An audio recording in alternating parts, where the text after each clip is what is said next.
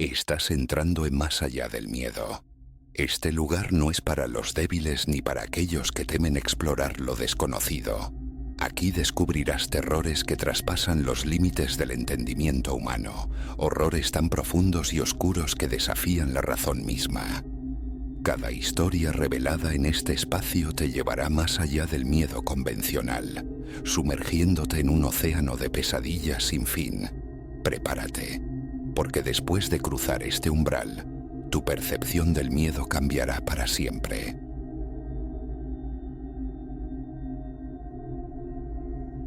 The summons arrived on a stark Monday afternoon, a voice crackling over the line. One Eris Thorne, a potential client requiring restoration services for an aberrant artifact unearthed from some dig site. His agitation resonated through the receiver. He stressed my personal involvement, murmuring of peculiar glyphs etched upon its surface. A faint thrumming sensation felt upon contact. I listened, poised to wave away such notions as phantoms of an overactive mind, yet the lean times dictated otherwise. Necessity trumped skepticism. I concurred. By twilight, Thorne himself materialized at my studio threshold, the object of his distress sequestered within a crude crate of aged timber planks. His departure left me alone with the container, the air thick with anticipation as I pried it open. Before me stood a thing of disquietude, roughly 3 feet in stature, sculpted from some lusterless obsidian-like stone bearing a coarse texture. Its form hinted at the humanoid, an archaic idol perhaps, yet twisted, the ratios unnerving. An overlarge cranium dominated the figure, arms rigidly folded across its chest where faint fissures webbed the surface. Its eyes were mere cavities, voids that nonetheless imparted a chilling sense of observation. A disquiet settled deep within me, the uncanny conviction that this eyeless effigy watched my every move. Dawn broke. Work commenced. I positioned the artifact centrally within my workshop, bathing it in the harsh glare of overhead lamps. My instruments formed a perimeter around it, mallets and fine chisels, an array of brushes, water basins, cleaning agents, consolidating resins.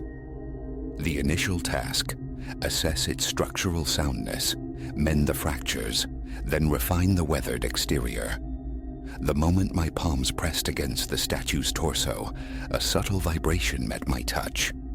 Faint, almost imperceptible, like the flutter of a dying pulse. I inclined my head, pressing an ear close to the cold stone, hearing only silence. Another touch.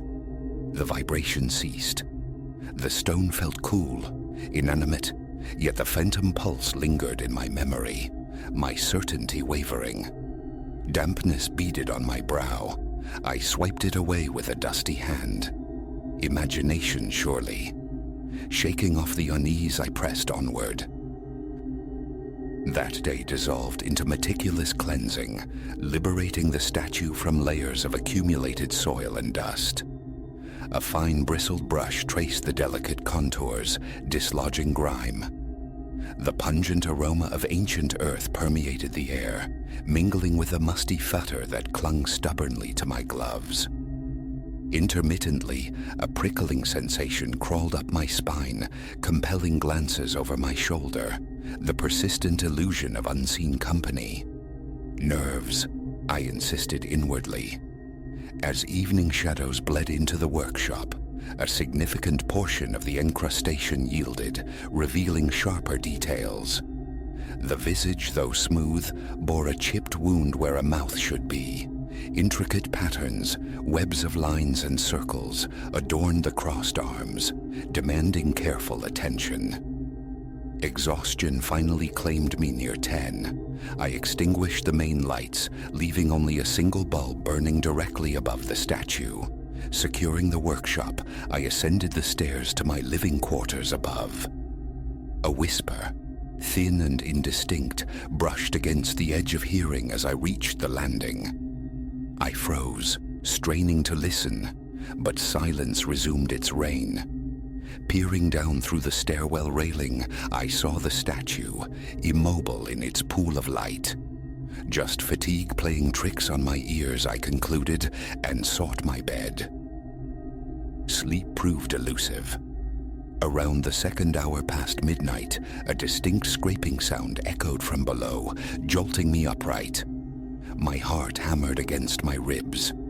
Snatching a heavy flashlight, I descended the stairs on bare, silent feet.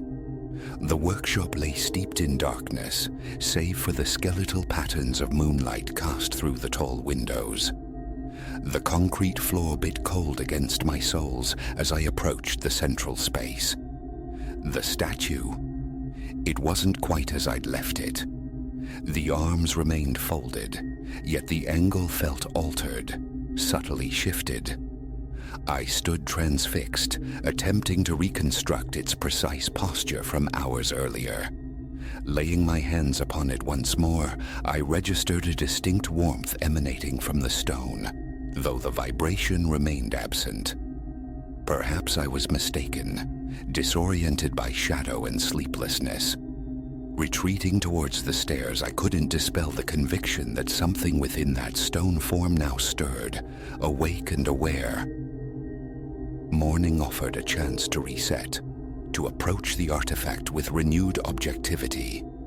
Focus on the craft, I admonished myself, not on phantasms. The day's agenda targeted the fissures marring the arms and torso. Yet as I began applying a stabilizing solution, the stone surrounding the cracks felt unexpectedly friable. Under the gentle pressure of my brush, the hairline fractures didn't merely accept the sealant. They propagated, thin lines spiderwebbing outwards, circumscribing the torso. They coalesced into shapes reminiscent of script, characters belonging to no tongue I recognized. I rubbed my eyes, checked the pressure of my application. Minimal. Still, the cracks spread, almost as if the stone itself reacted, rejecting the intrusion. A knot of anxiety tightened in my gut. I ceased work, stepping back, observing the statue under the stark illumination. The workshop air grew heavy, thick with the scent of chemicals and pulverized stone, stagnant. Throwing open a window, I gulped the outside air before turning back to the silent sentinel. Work must continue. Employing a fine-tipped pick, I began clearing loose detritus from the widening fissures. As the tool's point made contact with the torso, the vibration returned. A brief 2-second tremor that vanished as quickly as it appeared. My scalp prickled, my breath hitched. An echo from the tool's impact, I rationalized, though the force applied was negligible, barely a tap. Later that evening, my gaze snagged on the statue's face, the chipped mouth. Its contours seemed subtly altered. A faint downward curve now marked one side, lending it an expression less neutral, more akin to a grimace. My pulse quickened. Closing my eyes, I forced a deep breath, clinging to logic. Stone does not reshape itself. Expressions remain fixed unless acted upon by tool or trauma. I had done neither, merely brushed away dust. Yet the lips, they were undeniably different. Fumbling for my phone, I located a reference photograph taken before the restoration began. Zooming in on the mouth confirmed my memory. Chipped, yes, but essentially flat. Now that distinct downturn mocked my sanity. A hand instinctively pressed against my chest, feeling the frantic rhythm beneath. Comprehension eluded me. That night I resolved to keep vigil. Perched on a stool near my workbench, a single lamp casting long shadows, I watched. Slumber ambushed me around 1. I awoke with a start near 3, neck stiff, mouth parched. My eyes shot to the statue. It had moved. Not drastically, but perceptibly, shifted perhaps an inch or two to the left. Its head now canted slightly, as if regarding my sleeping form. A chill traced paths across my arms. Rising slowly, I circled the effigy, scrutinizing the concrete floor. Faint, shallow scratches marred the surface, tiny lines leading from its original position to its current one. It had dragged itself. My flashlight beam trembled in my unsteady hand. Anxiety warred with disbelief. One impulse screamed to contact Thorn, demand he retrieve this cursed thing. Yet another deeper compulsion urged me onward, a strange sense that the restoration needed completion, that the statue itself willed it. I retreated upstairs but found no solace in bed. Lying rigid beneath the covers, I strained to hear, every creak magnified. Around 4, the whispers returned, clearer now, seeming to emanate from multiple sources, a low, sibilant chorus. This time, I did not descend. Heart pounding, brow feverish, I lay wide-eyed until the first hint of dawn painted the sky. Daylight revealed fresh horrors. More cracks scored the statue's limbs and torso, intersecting, forming intricate, unfamiliar patterns. A script ancient beyond reckoning.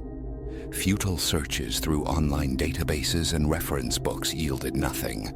The symbols defied classification. A persistent knot resided in my stomach. My scalp itched relentlessly. My hands rubbed together of their own accord. Each contact with the stone now elicited that faint rhythmic pulse, weak yet undeniable, a ghostly heartbeat that made me question my own senses. I resumed filling the fissures, a Sisyphean task. The more I mended, the more the stone seemed to fracture elsewhere, actively resisting my efforts. Stone dust hung thick in the air, coating my throat. Water offered little relief to my persistent dryness. By late afternoon, an overwhelming urgency gripped me. Finish this now. The prospect of enduring another night like the last was unbearable. I worked with frantic haste, slithering epoxy into the breaches, smoothing, forcing the cracks closed. Within an hour, they reopened defiantly. Small sections of stone spontaneously chipped away, revealing new configurations of the alien script beneath. Defeated, I switched off my tools and fled the workshop, standing breathless in the driveway, shirt plastered to my back with sweat. My phone buzzed. Thorn, inquiring about progress. Difficult, I managed. Had I heard anything unusual? A loaded pause. The truth felt too insane to utter. I'll call you back, I evaded. His insistence that I proceed, the strained urgency in his voice, sent a fresh wave of unease through me. He knew more, far more than he admitted. Hanging up, the weight of his unspoken knowledge pressed down. That night, the workshop door was not merely locked. I carried the key upstairs. Extra lamps now bathed the statue in relentless light, a desperate hope that illumination might deter, whatever this was.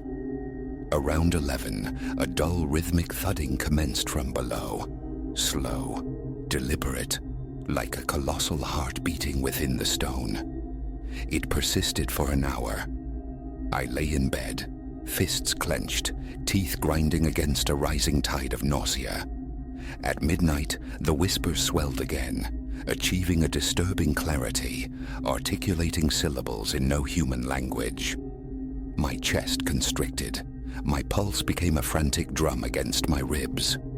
Rising, I paced my room, wrestling with fear. Near one, resolve hardened. Key in hand, I unlocked the workshop door and crept inside, flashlight beam cutting through the artificially bright space. The overhead lamps flickered erratically. The statue was leaning. Inclined forward, its arms had visibly separated from the torso, centimeters of space now visible, as if poised to unfold. I froze, breath catching in my throat, palms slick with cold sweat. Wiping them on my trousers, I took a hesitant step forward, nearly tripping over a fallen chisel. The statue's head tilted further down, The cracks along its arms now crawled up its neck, lines glowing with a faint internal luminescence, like dying embers, insufficient to truly illuminate but undeniably present. My stomach churned. A high-pitched ringing filled my ears. The air pressure felt altered, thin. The lamps flickered violently. Were the glowing lines real? A hallucination born of exhaustion and fear? Reaching out a trembling hand, flashlight held tight in the other, I touched the stone. Warm. Palpably warm. The pulse beneath my fingers was stronger now, insistent. A violent twitch shot up my arm. I snatched my hand back as if burned. Stumbling backward, I grabbed a nearby rag, scrubbing at my face, thoughts chaotic, sweat tracing cold paths down my spine. It looked poised to move, the space between arms and torso widening, the chipped mouth seeming to stretch into a rictus. The flickering lights created a grotesque illusion of respiration. Retreating further, flashlight fixed upon it, I fought for rational thought. Stone cannot move. This is impossible. Yet the evidence screamed otherwise. A desperate plan formed. Bind it. Secure it. Retrieving heavy-duty transport straps from a storage corner, I approached the statue again, heart hammering, half expecting it to strike. Forcing down the terror, I looped the thick webbing around the torso and arms, cinching the belts brutally tight, anchoring them to the heavy base with redundant knots. Throughout the process, the stone vibrated beneath the restraints. Bile rose in my throat. My hands shook uncontrollably. Finished, I stepped back, panting. The belts held the arms flush against the torso. The cracks still pulsed with that faint internal light, but the statue remained immobile. I remained there until sunrise, pacing the confines of the workshop like a caged animal. Periodically, I checked the straps. They held firm, but new cracks were appearing near the base, serpentine lines inching down the legs. Soft popping sounds punctuated the silence, the sound of stone fracturing under immense internal pressure.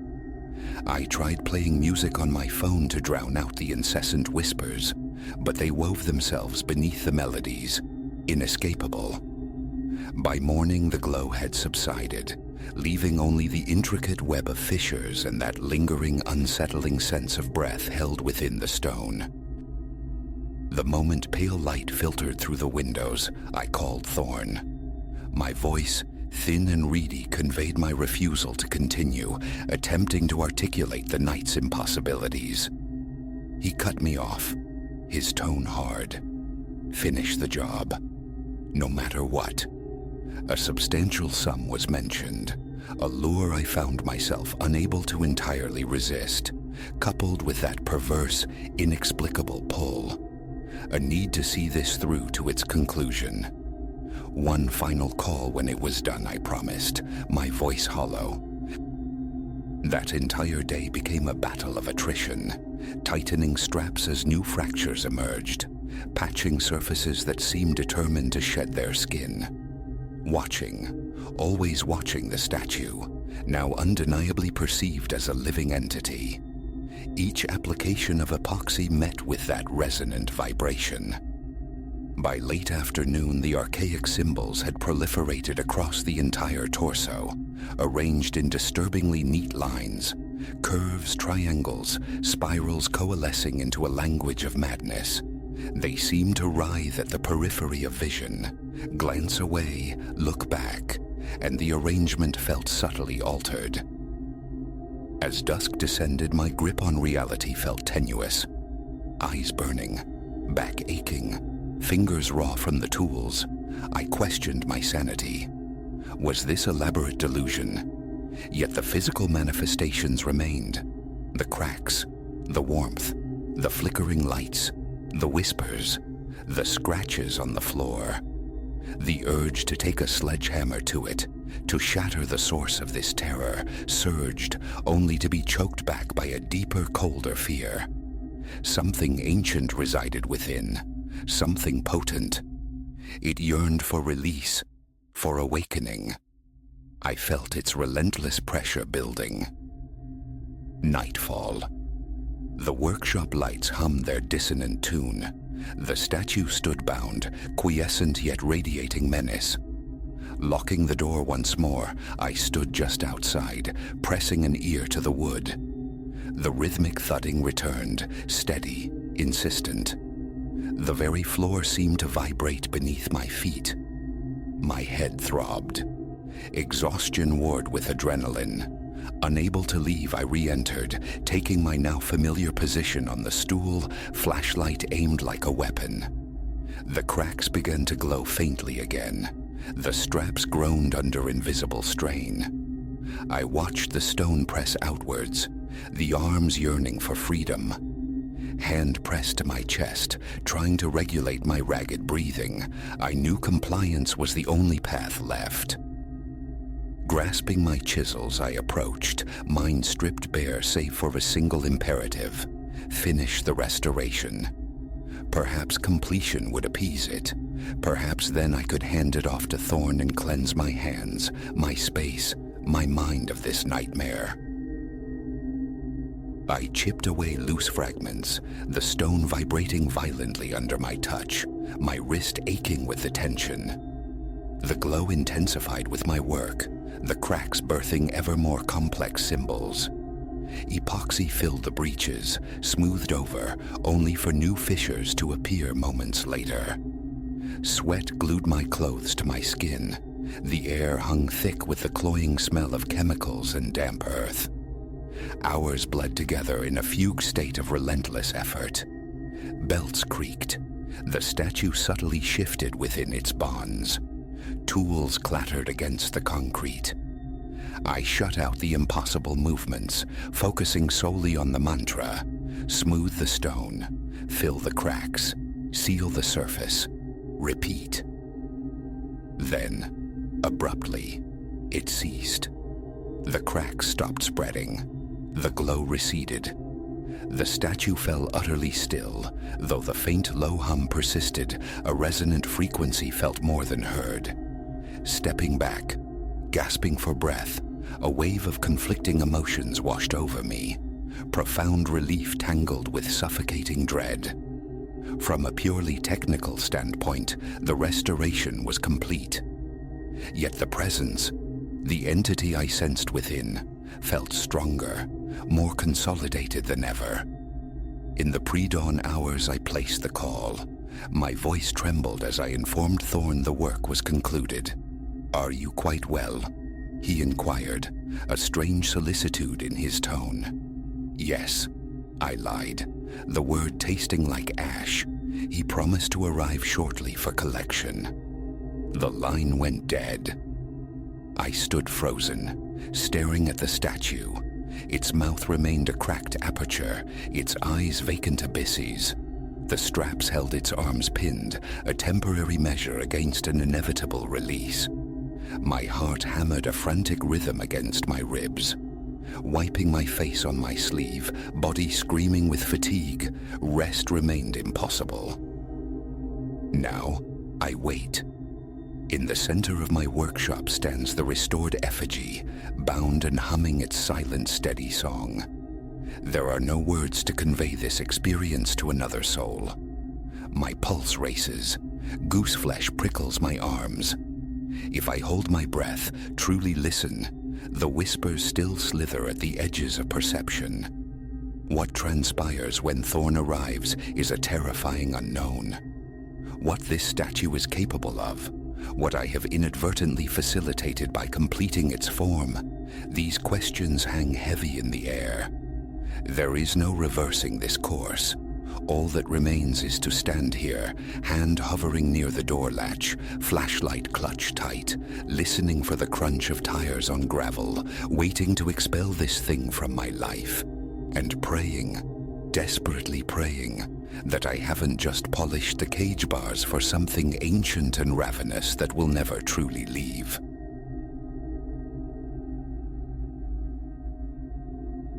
A silhouette against the liquid graphite of the storm, thumb starkly extended, instinct shrieked, "Drive on." Rain lashed the windscreen, a frantic percussion barely subdued by the wiper's rhythmic sweep. Yet some contrary impulse, a blend of weary empathy and perhaps sheer folly, anchored my foot to the brake.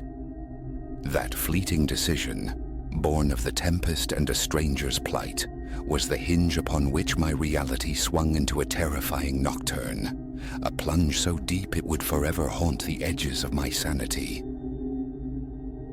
The night itself was a suffocating cliché, dark, storm-racked, utterly desolate. Returning from a draining hospital shift, the road ahead unfurled like a sodden black ribbon swallowed by the gloom. Civilization felt miles, lifetimes away. Then, she materialized. A slender figure drenched courtside to the deluge, clothes plastered to her form. My headlights caught her turning, a face illuminated, hope warring with raw desperation. Prudence screamed retreat, a primal urge to flee the unknown. But the sight of her so utterly exposed to the elements frayed my resolve. I angled the car onto the shoulder, the tires hissing, and stretched across to push open the passenger door. "Need a ride somewhere specific?" My voice strained against the storm's roar. She scrambled in, a cascade of raindrops following her, and sank into the seat, exhaling a shuddering breath that bloomed into a grateful smile. "Oh, thank God. Thank you." Her voice was a threadbare whisper. "Just the next town over?" My car gave up the ghost a few miles back. I eased the car back onto the asphalt. "Elias," I offered, attempting a cordiality that felt hollow against the unease coiling in my gut. "Lyra," she murmured, twisting strands of her long dark hair, wringing out the rain like a forgotten sorrow. Silence descended, thick and heavy, punctuated only by the relentless drumming on the roof and the hypnotic swish-swash of the wipers. Peripheral glances revealed little, yet confirmed an unsettling dissonance about her I couldn't isolate. "Long way from anywhere to have car trouble," I ventured, hoping to unravel the tension. A subtle stiffening in her posture, then a forced relaxation. Visiting friends. Time. Got away from me. A plausible fiction, yet the delivery snagged on some internal tripwire of disbelief. I mentally filed it under late-night paranoia and refocused on navigating the treacherous wetness. But Lyra grew palpably agitated. Her gaze flickered constantly to the passenger side mirror, darting between the abyssal road behind and the swallowing darkness ahead. "Everything all right?" The question hung, charged with my own escalating apprehension. "Fine," she snapped, the word too sharp, too quick. "Just nerves. Late nights out here." Before I could press, twin beams flared in my rearview mirror. A vehicle approaching, closing the distance with unnerving speed, far too fast for the conditions. It resolved into a hulking dark SUV. Lyra saw it too. She shrank in her seat, her breathing turning rapid, shallow. Can you speed up?" Her voice trembled, fragile as thin ice. Alarm bells clanged. "Lyra, what's happening? Who is that?" She shook her head, a frantic negation. "Please just drive. They can't take me back." The SUV was practically kissing my bumper now, its high beam scorching my retinas through the mirror, bleaching the road ahead into near invisibility. My heart hammered against my ribs. Adrenaline surged, hot and metallic. What vortex had I steered into? Abruptly, a brutal impact slammed into us from behind. The car lurched violently. I wrestled the wheel, fighting for purchase on the slick pavement. Lyra screamed, stark terror etched onto her features. Hold on! I yelled, wrenching the wheel to evade another blow.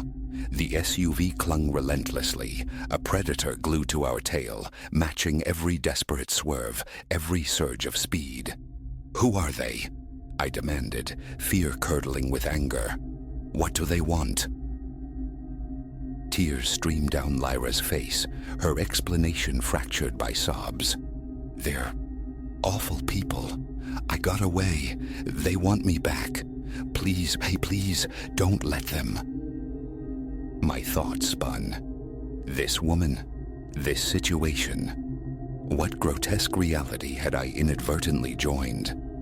Ahead, a narrow track peeled off into the dense woods, barely visible. Impulse took over.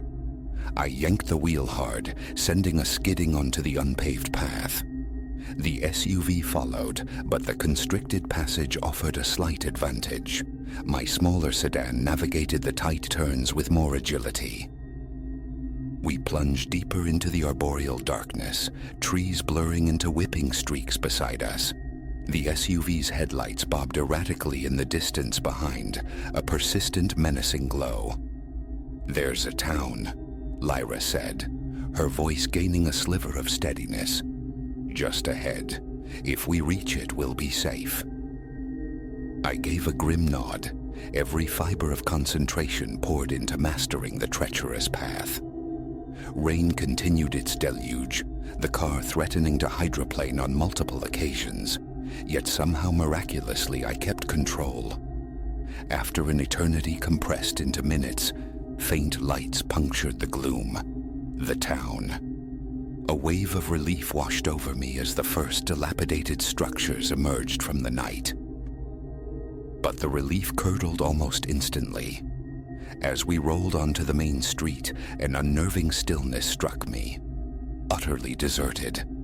Not a soul stirred, though midnight had barely passed.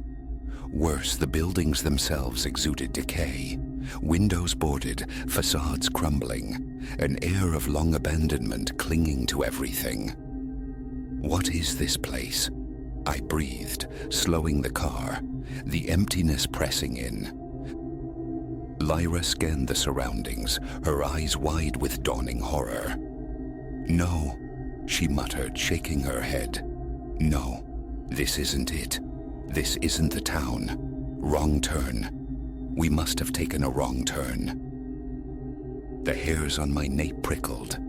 "Lyra," I said, my voice low and deliberate. "What is really going on?"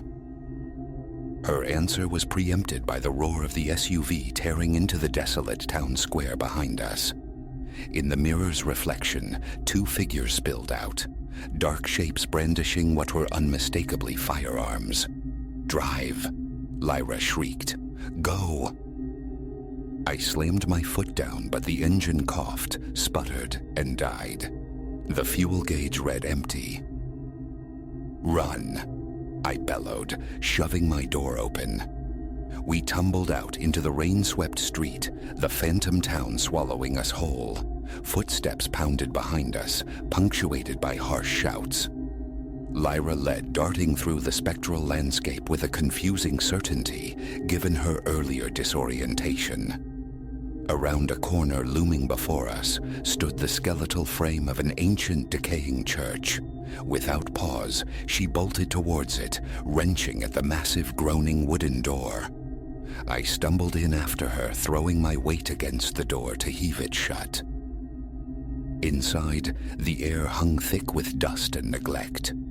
Decades of abandonment coated every surface. Lyra moved with sudden, unsettling purpose towards the altar, dropping to her knees and fumbling with a loose floorboard. "What are you doing?" I hissed, my gaze fixed on the door, expecting it to splinter inward at any moment. "Getting what I came for," she replied, her voice tight. She reached into the cavity beneath the floor.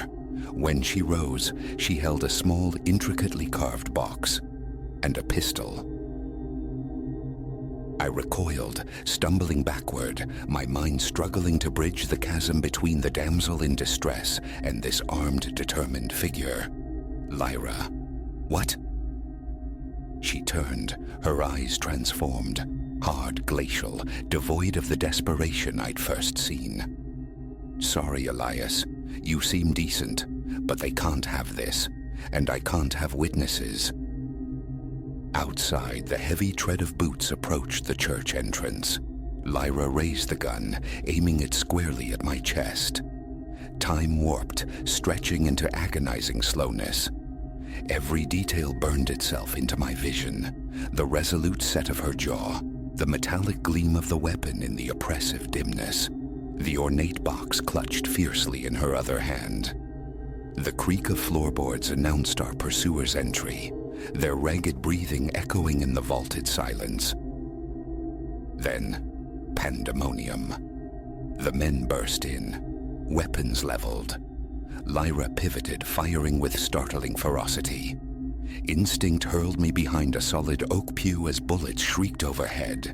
Wood splintered, ancient glass shattered, the air instantly thick with cordite and disturbed dust. Amidst the chaos, I crawled low, scrabbling along the aisle towards the rear of the church, frantic for an escape. Behind a tattered, moth-eaten curtain, I found it, a narrow door.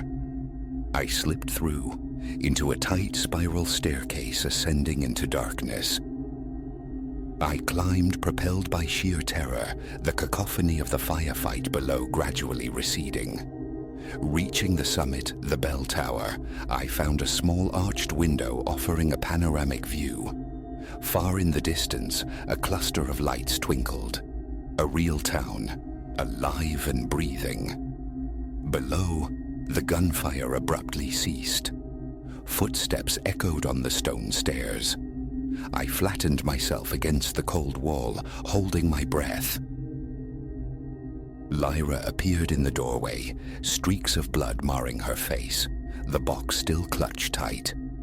Her eyes swept the small space, wild before landing on me. For a heartbeat we locked gazes. Something flickered there. Regret, resignation. "I really am sorry," she whispered, the sound almost lost. Then she turned and vanished back down the stairs. I waited, counting the seconds until the silence felt absolute, before daring to move. Gingerly I descended the tower and slipped out of the desecrated church.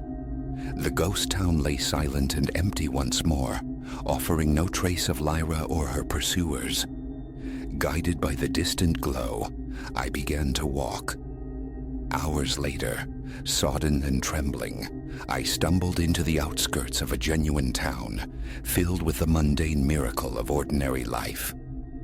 I sought the police, spilling the night's impossible events, but their faces reflected polite disbelief.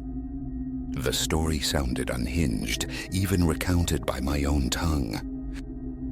I never saw Lyra again. The mystery of the box, her true identity, the men who hunted her, these remain shadows haunting the periphery of my memory. But sometimes when the night is deep and the rain falls hard, the image of a lone figure beside a desolate road surfaces. And I remember. I just keep driving.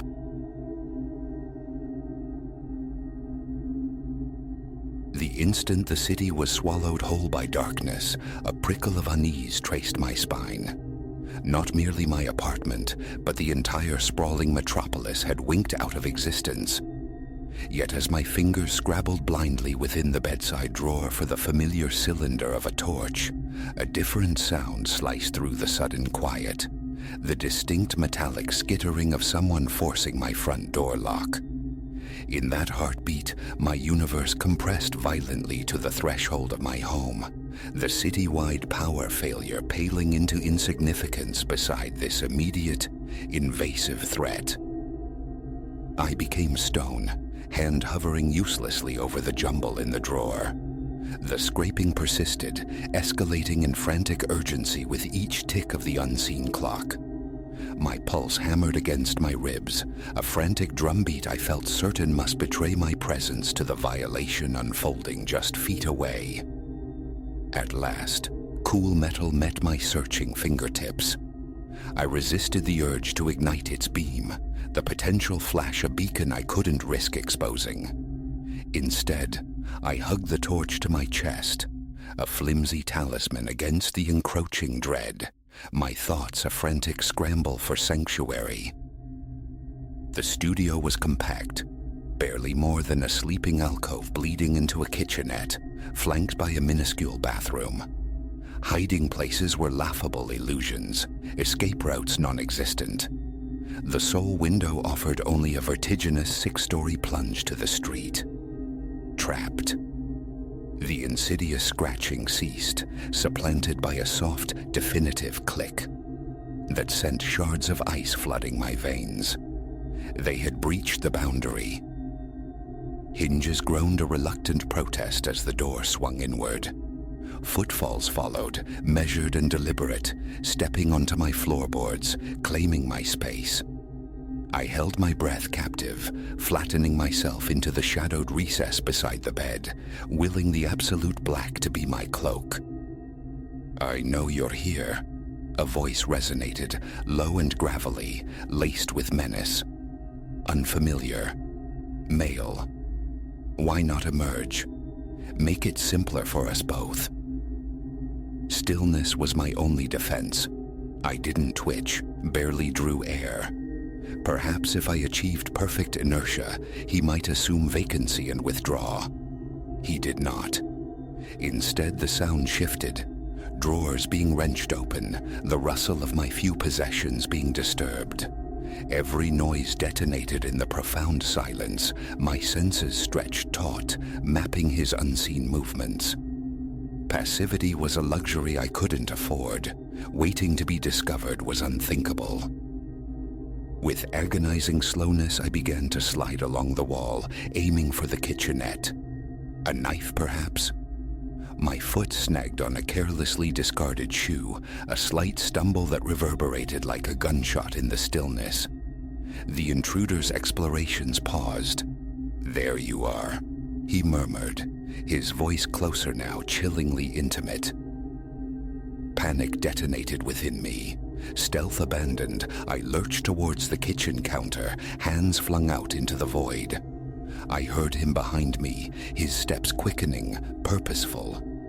My hip struck the counter's sharp edge, a jolt of agony radiating through me, yet I pressed on. Fingers swept frantically across the surface, scattering unseen dishes in a desperate quest for a weapon. Finally, they closed around the familiar heft of a knife handle. I pivoted, brandishing the blade before me, and thumbed the torch switch. Its beam speared the darkness, illuminating a visage destined to populate my nightmares. He loomed tall, face obscured by a ragged beard, eyes catching the light with feral intensity. A crowbar rested heavy in his grip. "Stay back," I managed, the words trembling despite my attempt at fortitude. "The police are called. They're on their way." A harsh bark of laughter scraped the air. "No, they aren't, little bird. Lines are dead. Just you and I now." He advanced a step. I recoiled, my back finding the unyielding counter. The knife quivered in my hand, the torchlight dancing a frantic pattern across the cramped space. "What is it you want?" I stalled, mind racing for an escape from this waking horror. "What does anyone want?" he countered, gesturing vaguely. "Cash, trinkets, maybe a bit of companionship on this long dark night." The insinuation curdled my stomach. My grip tightened on the hilt. I would use it. He must have perceived the shift, the hardening resolve in my posture, because his own expression solidified. "Don't be foolish," he warned, the false ease evaporating. "Hand over what I want. I leave.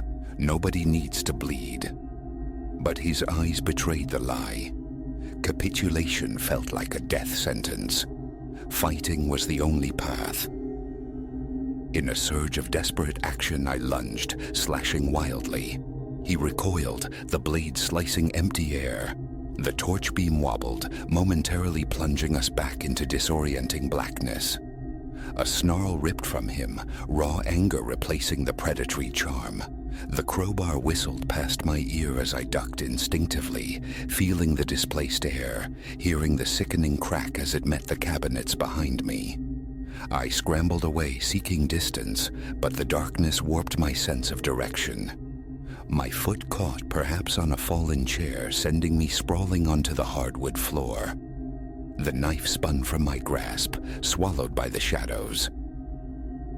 Pain flared in my knee, a sharp protest against the impact, but there was no time. I heard him approaching, his breathing ragged with exertion and fury. Crawling frantically, my hands swept the floor, searching for anything. They closed on something solid, rectangular. A book. Scarcely a weapon, but my only recourse.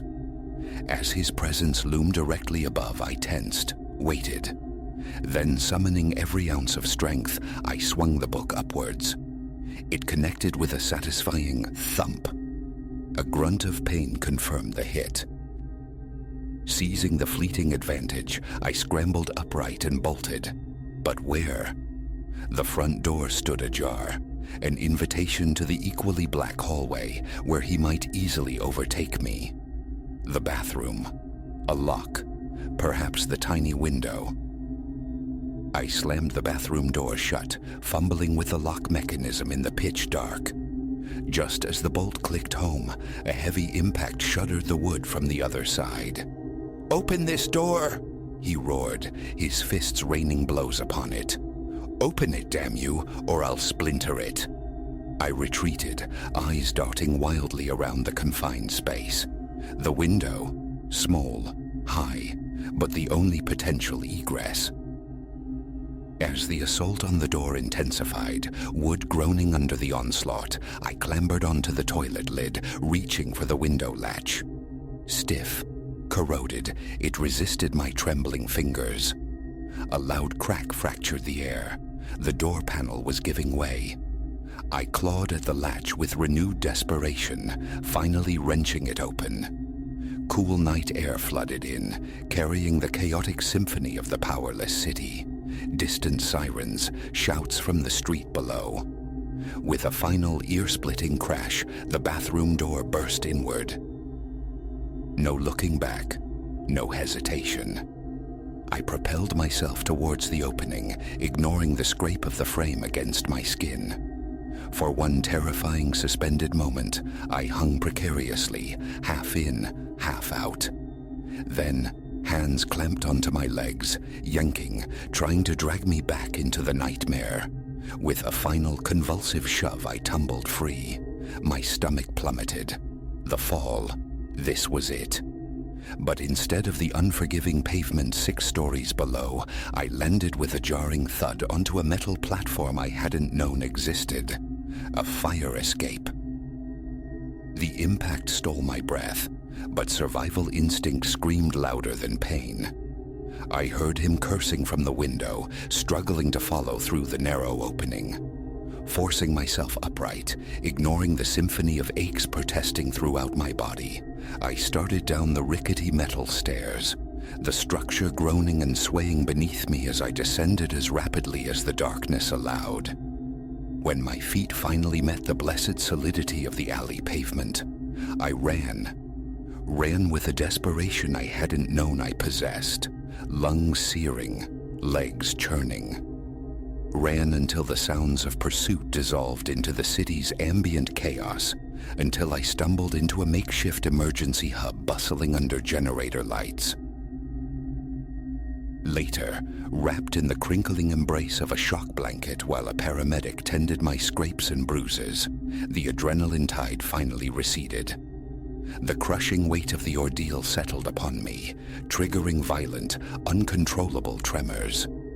But I was intact, alive.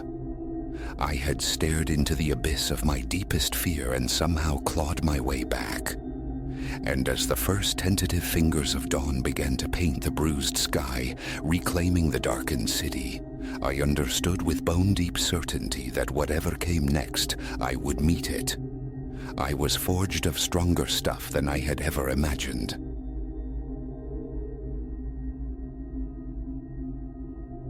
My mother Eleanor's token wasn't where I'd left it, not secreted away in the familiar gloom of my nightstand drawer, but brazenly displayed against the bedroom plaster.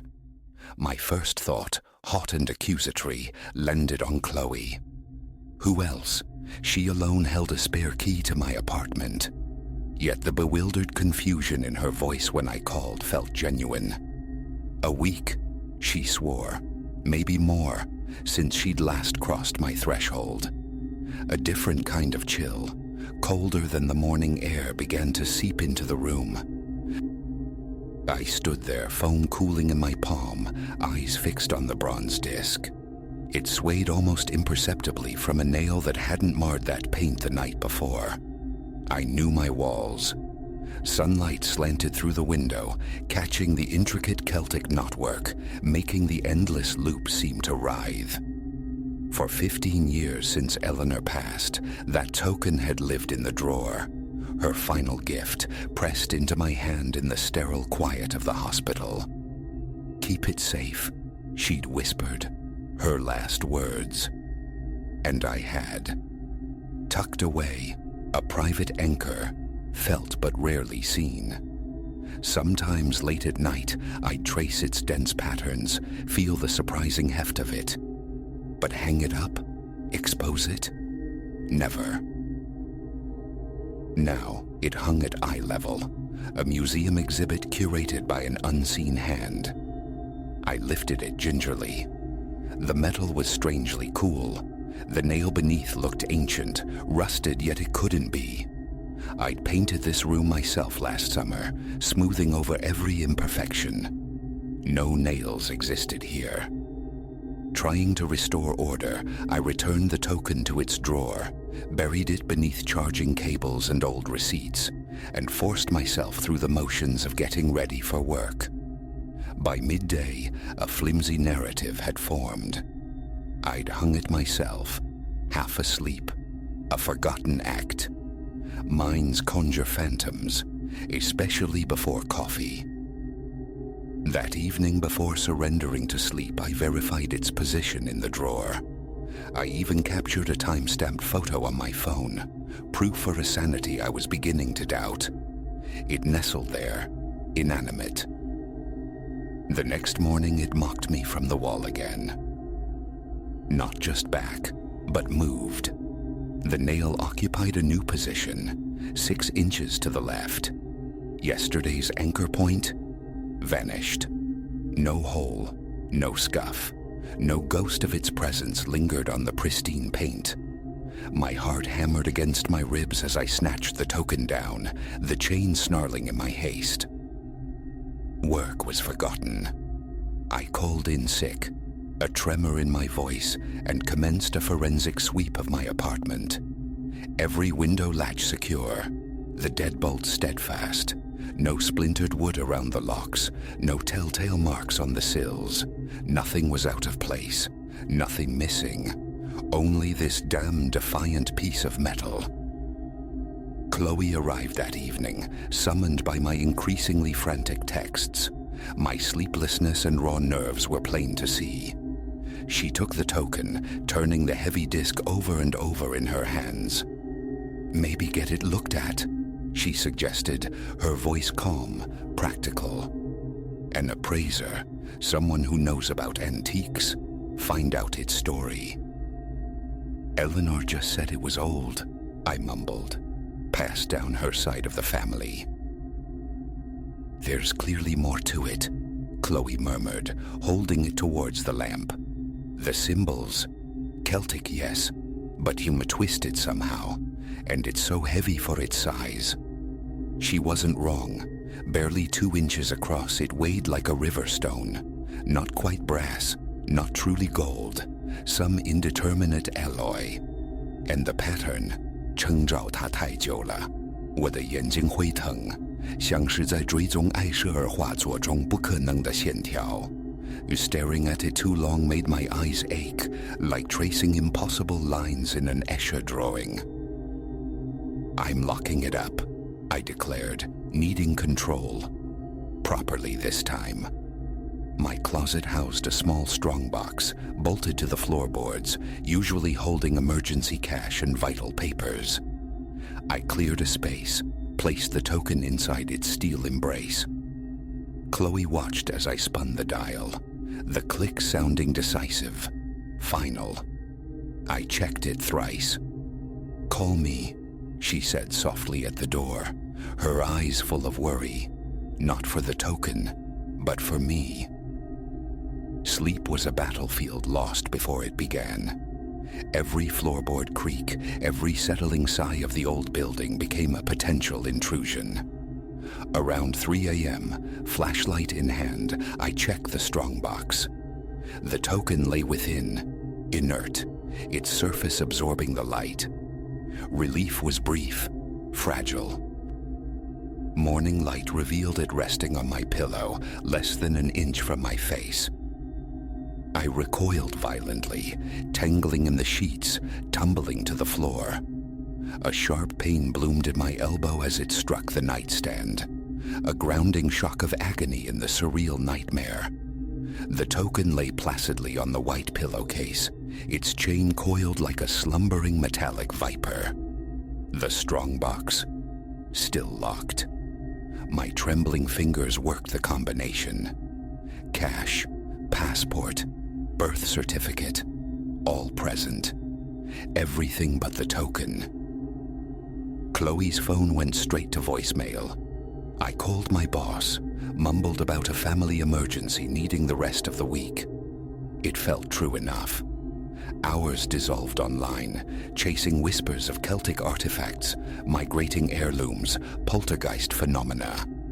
Ghost stories and forum threads yielded nothing but digital chaff. Then, a scholarly article surfaced, discussing Celtic objects purported to possess unusual mobility. It mentioned the Anlu chair, the Wanderer's token. Artifacts legend claimed could not be confined, perpetually seeking their rightful place. The text remained infuriatingly academic, offering no practical definition of rightful place or the token's purpose. My phone buzzed. "Chloe, coming over after work. Don't burn the apartment down." The afternoon passed in a strange vigil, the token placed deliberately on the coffee table. It remained stubbornly still. No spectral nails materialized. It was just jewelry. Old, heavy jewelry. Chloe arrived near 6, bearing takeout cartons and a look of resolve. "Okay," she announced, setting down the food. "From the beginning, everything." While she meticulously typed notes into her phone, I recounted the sequence. The wall, the move, the strongbox, the pillow. "And you're certain?" she probed gently. "No sleepwalking? New medications? Anything?" "Positive," I insisted. "Check the safe. Still locked, zero tampering. Security logs show nothing. No one in or out." She frowned at her screen. "What about Eleanor? Anything she said? Anything specific about this?" Memory dredged up the hospital room haze, the morphine fog lifting momentarily from Eleanor's eyes as she pressed the token into my hand. "Keep it safe." I echoed her words aloud. But what if she didn't mean safe like hidden? Safe like preserved or free? Chloe reached for the token on the table. "It feels warm," she said, surprised. It was true. The chronic coolness had vanished, replaced by a subtle, almost living heat. As we watched, stunned, the chain began to undulate, a liquid silver movement flowing through Chloe's fingers.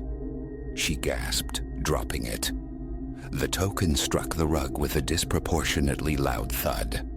Silence descended. It lay still once more. "Okay," Chloe breathed after a long moment. "Right, this is real." I retrieved the token. Cool again.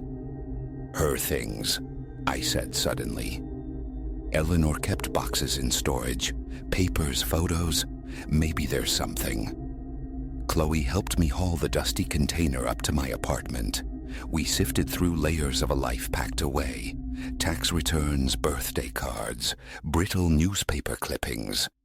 Then, nestled at the very bottom, wrapped in yellow tissue, lay a small leather-bound volume. Its pages, fragile with age, were filled with looping script, different hands chronicling decades, centuries even. English interspersed with passages in what looked like Gaelic.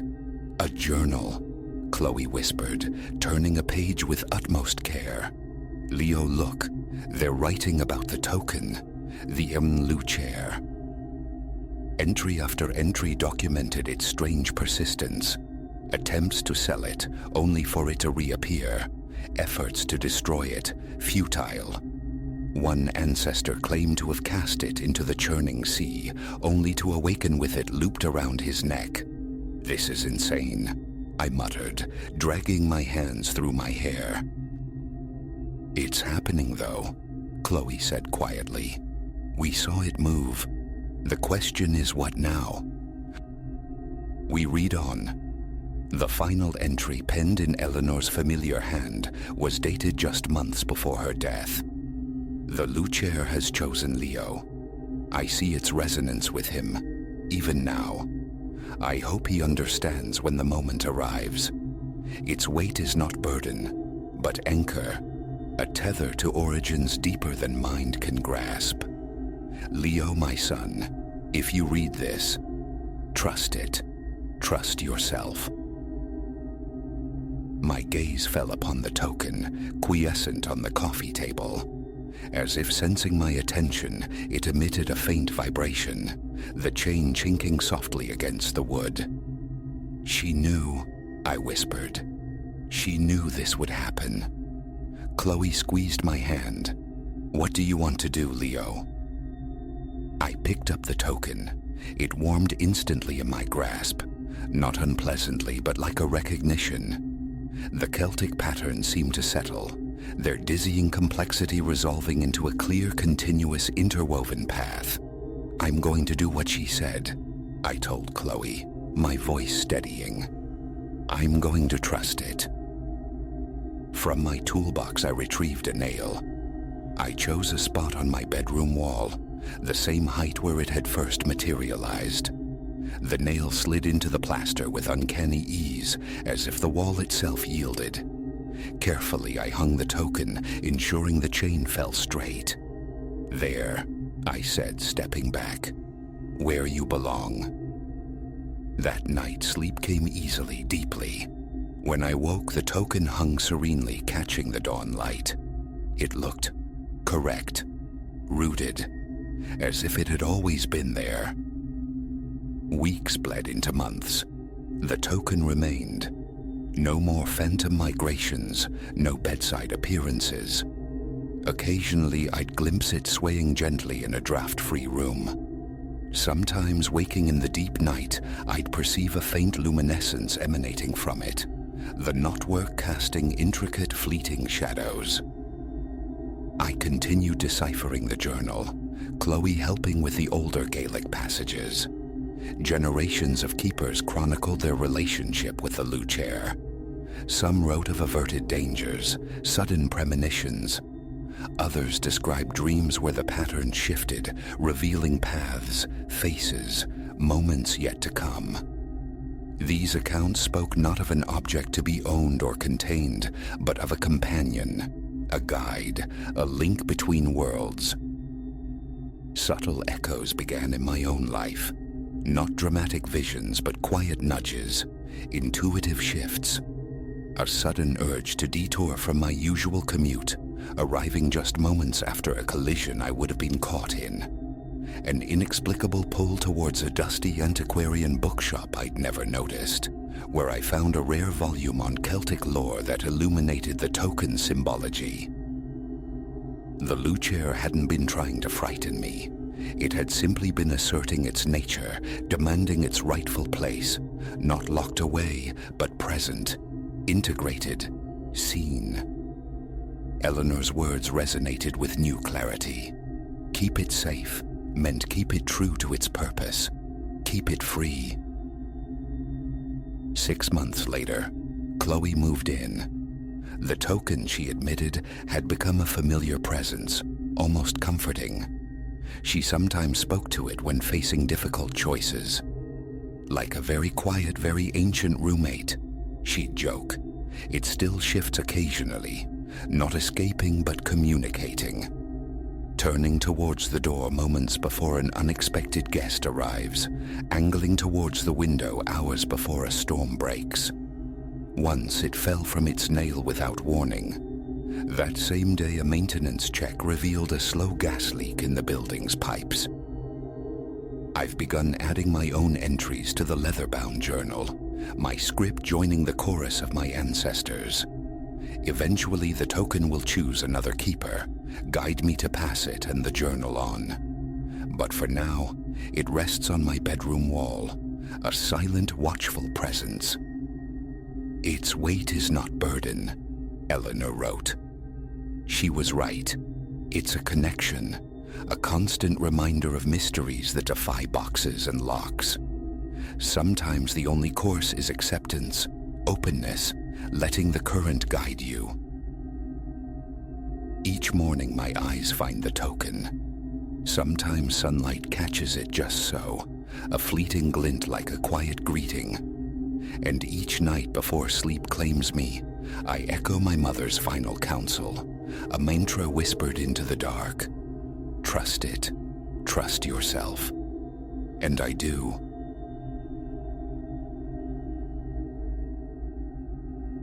Etched deep into the venerable bark, the glyphs thrummed, a silent arcane vibration that tugged me off the familiar path and into the wood's deeper secrets. A custodian of these wilds, I, Ilara, had traced the contours of verdant Echo's preserve for over a decade, believing I knew its soul, its hidden heartbeats.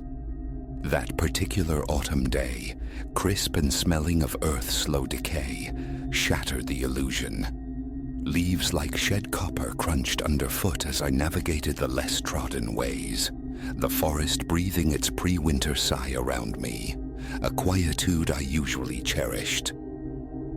Hours dissolved into the rhythm of my stride before the anomaly snagged my gaze. A sentinel tree just beyond the trail's edge, adorned with markings utterly alien to this place. Vandalism, my first thought, a familiar nuisance.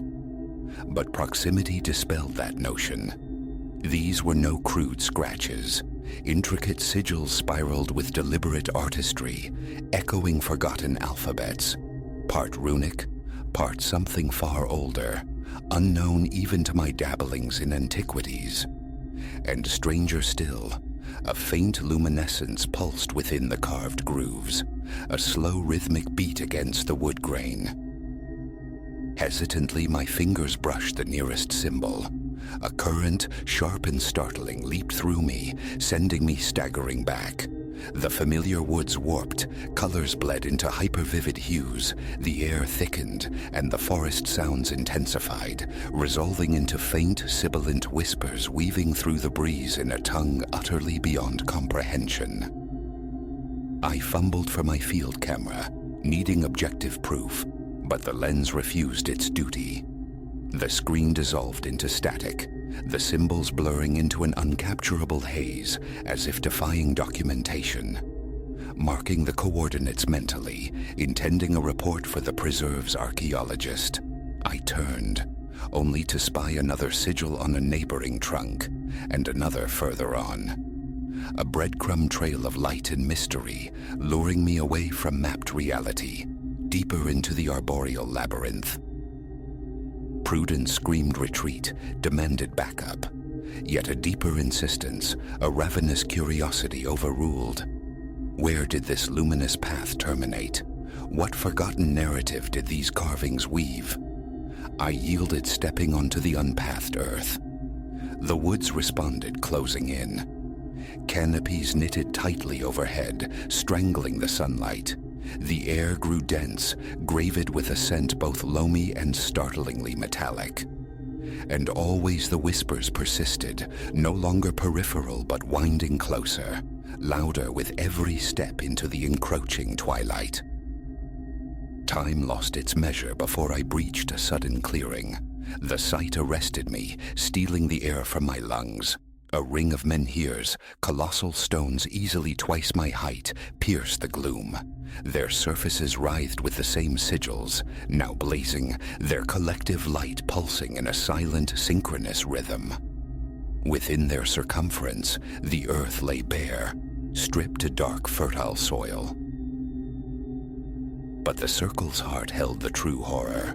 A stone altar, its slab stained a deep, disturbing umber that spoke chillingly of sacrifice. Scattered upon and around it lay a macabre collection, gleaming bones, iridescent feathers, crystals radiating a cold light, and other unidentifiable relics that seemed torn from a fever dream. Rooted at the clearing's edge, my mind struggled to reconcile the impossible scene. This belonged to myth, to folklore, not to the tangible world, not to my preserve. As disbelief warred with the stark reality before me, a dry twig snapped nearby. I spun, heart hammering, finding myself confronted by an old man. He stood as if materialized from the deepening shadows, his face a roadmap of wrinkles, his eyes ancient and solemn. "You trespass," he stated, his voice a low rasp like stones grinding together. "This sanctuary is not for your kind." My mouth opened, a question forming, but before sound could emerge, other figures slipped from the surrounding trees. Clad in dark concealing robes, hoods casting their faces into absolute shadow, they moved with a fluid, unsettling grace, forming a loose cordon around the old man and me. What is this place?" The words trembled out. "Who are you?" A flicker of something unreadable crossed the old man's features. "We are the keepers of the veil," he answered. "We tend the old ways, the deep magic that yet breathes in the world's hidden corners." Magic? The word felt absurd on my tongue. That's impossible. A smile devoid of humor touched his lips. "Impossibility is merely a failure of imagination, Ranger." As if to illustrate, he lifted a hand. Instantly, the sigils on the standing stones erupted, their glow intensifying to an almost painful brilliance. The whispers surged, coalescing into a roaring chorus, and the very ground beneath my boots began to vibrate with resonant power. Raw panic ignited within me. Escape. Report. These thoughts warred against the paralyzing awe. I pivoted to flee, but the robed figures shifted, silent and implacable, sealing the perimeter. An unbreachable wall of shadow. "A decision awaits you." The old man's voice cut through the rising sonic tide. "You can embrace this truth, learn our path, become woven into something vast and timeless. Or," he let the sentence hang, the unspoken alternative chillingly clear in his gaze. My eyes darted, searching for any fissure in their formation, any route back to the world I understood. Trapped. Why me? I stalled, mind racing. Why reveal this? "You were guided," intoned one of the robed figures, the voice strangely resonant, neither male nor female. "The forest itself drew you here. It perceives a resonance within you." I shook my head, grappling with the sheer lunacy. This is madness. I'm a ranger, not destined for anything. There's been a mistake. The old man, Silas they would later call him, stepped closer, his eyes pinning me. "There are no errors in the currents of fate. You stand at this threshold for profound reason. The pertinent question is simply, will you step across?" As he spoke, the clearing's energy escalated.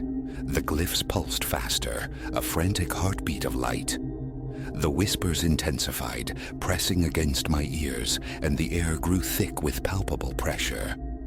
It felt as if the ancient wood itself held its breath, awaiting my answer. I looked from the silent robed keepers to the thrumming stones, to Silas, his gaze expectant. Terror coiled in my gut, a primal urge to wake from this impossible dream. Yet alongside it, a strange, fierce curiosity stirred, a yearning to comprehend the secrets held within this sacred, terrifying space. "If I agree," I ventured, my voice surprisingly level, "what follows?" Silas's weathered face softened into a genuine smile. "Then your true initiation commences. You will apprehend truths beyond your wildest reckonings, witness wonders that defy description. Know this, however, the path demands much. Trials await. Sacrifices must be offered." I drew a deep, steadying breath. Run, fight, report. A futile prospect, likely ending badly. Disbelieved if I somehow succeeded. Stay, accept. A terrifying leap into an abyss of unknowns, abandoning all I was. Yet exhilarating. Standing there bathed in the impossible light of ancient magic I chose. "I will," I declared, the words solidifying the surreal moment. "I wish to learn." Silas nodded, a grave solemnity returning to his features. "So be it. Let the awakening begin." What transpired next defies easy language. The keepers began a low, resonant chant, their voices merging seamlessly with the swirling whispers. Light exploded from the stones, engulfing the clearing. A torrent of pure energy surged through me, an agony and ecstasy intertwined, a sensation of being simultaneously dismantled and rewoven atom by atom. I collapsed, gasping onto the bare earth. When the maelstrom subsided, the world had sharpened, colors singing, textures vibrant. I could feel the thrum of life in the soil, the trees, the very air, and the whispers. They resolved into coherent thought, ancient voices now comprehensible. Silas extended a hand, helping me rise. Pride shone in his ancient eyes. "Welcome, sister," he murmured. "Your existence truly begins now." As the keepers gathered closer, their hooded forms radiating acceptance, I cast a final glance towards the trail I had followed, the invisible thread connecting me to my past.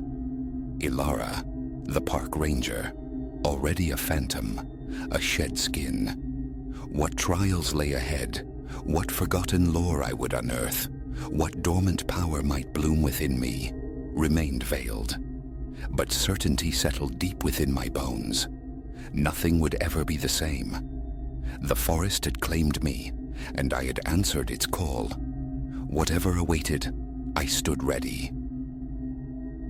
Moving deeper into the wood's embrace, leaving the mundane world irrevocably behind, a thought echoed.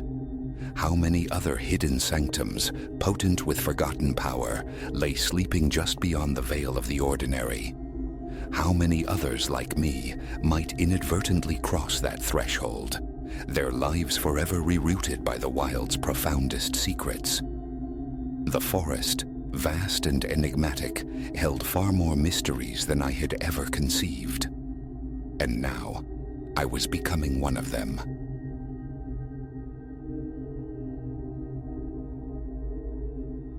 Its first whisper reached me disguised as resonance.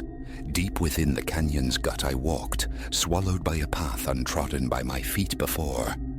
Silence there was absolute, a physical weight fractured only by the crunch of my boots, the sigh of an indifferent wind. So the sound, when it came, felt like a violation.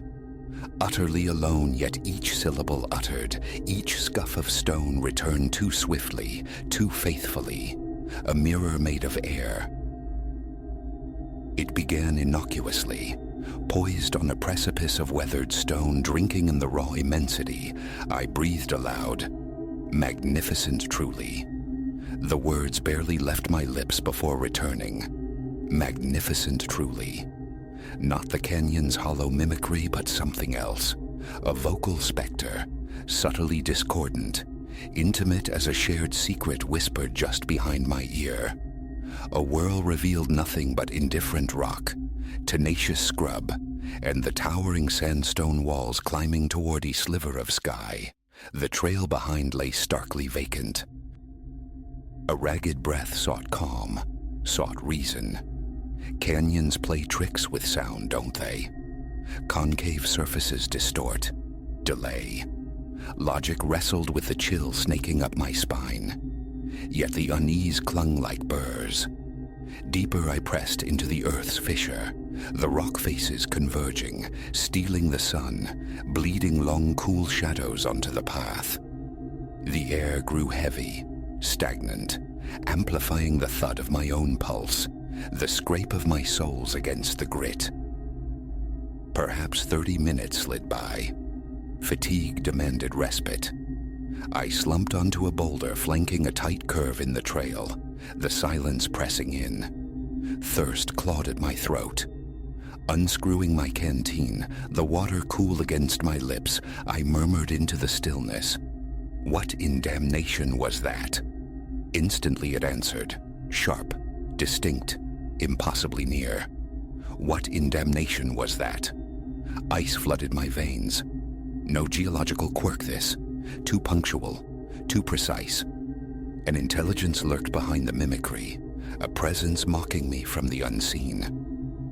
On my feet in a single jerky motion, eyes darting, scanning the vertical prison. Empty. Only the immense impassive walls, their shadowed hollows deepening like vacant eyes. I swept my gaze across scree slopes, gnarled bushes, the high ridges etched against the blue. Nothing. Only the profound, watchful silence. My heart hammered against my ribs. Gear hastily stuffed away, I resumed walking. Pace quickened now, gaze fixed downward, trying to outpace the prickling certainty of unseen eyes upon my back. Then came the footfalls. Not mine. Faint at first, a subtle counterpoint to my own tread on the gravel. But as my stride lengthened, urged by rising panic, so too did the phantom steps quicken, maintaining their distance, mimicking my rhythm. A sudden halt. Silence crashed back in. Breath held captive in my lungs, I strained to hear. Nothing but the whisper of wind through dry grass. Slowly, deliberately, I began again. For a blessed moment, only my boots sounded. Then, inevitably, crunch, scuff. Just behind, measured, relentless, following. A cold dread crawled over my skin. My pulse throbbed a frantic tempo in my ears. A backward glance confirmed the impossible. The path stretched vacant behind me. No stopping now. My walk bled into a clumsy jog, anxiety a physical claw in my gut. The canyon walls seemed to lean closer. That's when it spoke. Not echoing, but originating, clear as struck glass. Why flee? The question slammed into me. I stumbled, nearly falling. Panic surged, hot and suffocating. This wasn't mimicry anymore. This was interrogation. Why flee? It insisted, the tone sharpening, demanding. Frantic eyes scoured every crevice, every shadow. Nothing. Only the indifferent stone, the empty air, and that disembodied query hanging between them. No answer formed. Thought dissolved into pure flight. I ran. Behind me, the phantom steps accelerated, grew louder, closer, slapping the packed earth mere yards away. A desperate glance over my shoulder, emptiness chasing me. Lungs screamed for air, legs burned with lactic fire, but terror was a brutal whip. Return, it commanded, the voice resonating off the rock, amplified, inescapable. You cannot depart. Harder I pushed, scrambling up the increasingly steep incline, the canyon reluctantly yielding, the promise of open sky a beacon above. The voice pursued, relentless, urgent. Why do you abandon this place? It battered against my resolve, but I shut it out, focusing only on the climb, the widening sky, the desperate need for release. Then, abruptly, the ascent ended. Earth flattened beneath my feet. I lurched onto a wide windswept mesa, sun painting long stripes across the sparse vegetation. Doubled over, hands braced on trembling knees, I dragged air into my ravaged lungs. The pursuing steps had vanished. The voice was extinguished. Silence reclaimed its throne, but it felt different now. Hollow, expectant.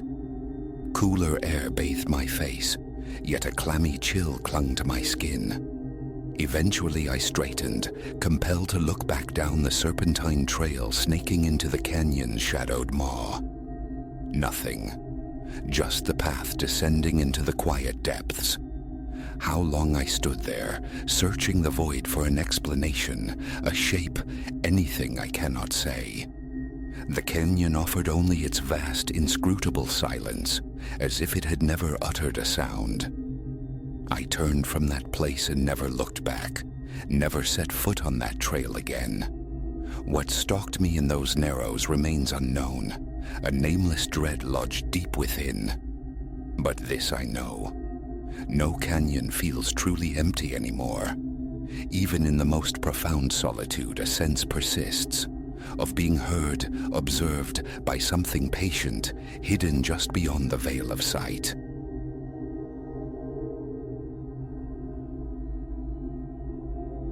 The night train was never a journey I embraced. There was a profound disquiet in observing the world dissolve into streaks of shadow beyond the glass, a fluid landscape devoured by darkness while the carriage rattled its relentless rhythm through the void. Necessity, however, had sharp teeth that evening. Home beckoned, and this iron serpent was the sole conduit.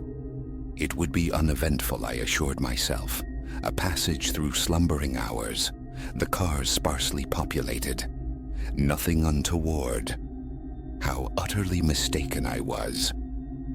My arrival at the platform was late, the day having bled me dry. The station breathed desertion. Only the faint thrum of distant mechanisms and the solitary echo of unseen footsteps broke the stillness. Locating my seat, I sank into it, the carriage's vacancy immediately apparent. A scattering of souls punctuated the long expanse, islands of humanity in a sea of empty upholstery. This solitude, which should have been a balm, felt instead like a shroud, thickening the silence. With a low groan, the train lurched into motion. The gentle vibration underfoot was initially soothing, the metronomic click-clack of wheels on rails a hypnotic pulse. I leaned my head back, inviting oblivion, watching the exterior world bleed into an abstract canvas of night, pricked occasionally by the faint glimmer of a far-off farmhouse, a lonely sentinel street lamp. Weariness pulled at my eyelids. Then, somewhere in the deep well of midnight it began, the sound that fractured the mundane. Faint, almost subliminal beneath the train's drone, a soft, insistent percussion, like knuckles gently rapping on wood. An errant noise from elsewhere in the car, perhaps. Another passenger stirring. But the minutes bled into one another, and the tapping intensified, grew deliberate. Its origin wasn't the cabin. It emanated from the very wall beside my seat. Slowly, a chill spiderwebbing across my skin, I turned. The adjacent seat gaped, empty. Behind me the same. Only the carriage wall trembling faintly with the journey's momentum. Yet the rhythm persisted, stark and unhurried. Tap, tap, tap. Pause. Tap, tap, tap. On and on, as if awaiting acknowledgement. My heart began a frantic tattoo against my ribs. Logic screamed there was nothing beyond that wall but sheared metal and the night air rushing past at speed. No door, no compartment. I fought to dismiss it. Imagination, fatigue, some loose fixture vibrating in sympathy with the tracks. But the sound held its ground, escalating. My gaze swept the carriage, desperate for a shared glance, a flicker of recognition in another passenger's eyes. Futile. The few occupants were adrift in their own worlds, faces illuminated by phone screens or slack with sleep, utterly deaf to the insistent summons filling my senses. Tap, tap, tap. Relentless. Echoing. Unbearable. I surged to my feet, propelled into the aisle by a desperate need for distance. The instant my foot crossed the threshold, the tapping ceased. Silence crashed in, absolute and startling. I stood frozen, listening, every nerve straining. Only the train's low hum, the faint rustle of fabric from distant seats. A ragged breath escaped me. Perhaps it was just the train, my exhaustion playing tricks. I glanced back towards my seat, half expecting the rhythm to resume. Nothing. A walk then. To clear my head, stretch cramped limbs, dislodge the strange tension coiling in my gut. I moved towards the front, traversing the length of my sparsely populated car and into the next. The ambient murmur of the few passengers faded behind me, leaving only the clatter of wheels and the groan of the train's metal skeleton. The connecting car yawned before me, utterly vacant. The overhead lights gave a weak intermittent flicker, stretching long dancing shadows across rows of unoccupied seats. A tremor of unease traced my spine. This profound emptiness felt unnatural, a warning. Still, I pressed on, dismissing the feeling as foolishness. Just a train, just the quiet night. 2 more cars yielded the same desolate vista. The silence grew oppressive, thick, as if the train itself were holding its breath. Retreat beckoned, a return to the relative normalcy of my seat, but an opposing force, curiosity, or perhaps something less benign, urged me onward. That's when I registered the footsteps, faint, yet unmistakable, originating from the car directly ahead. Measured, deliberate steps, pacing just beyond my sight line. I accelerated, pulse hammering.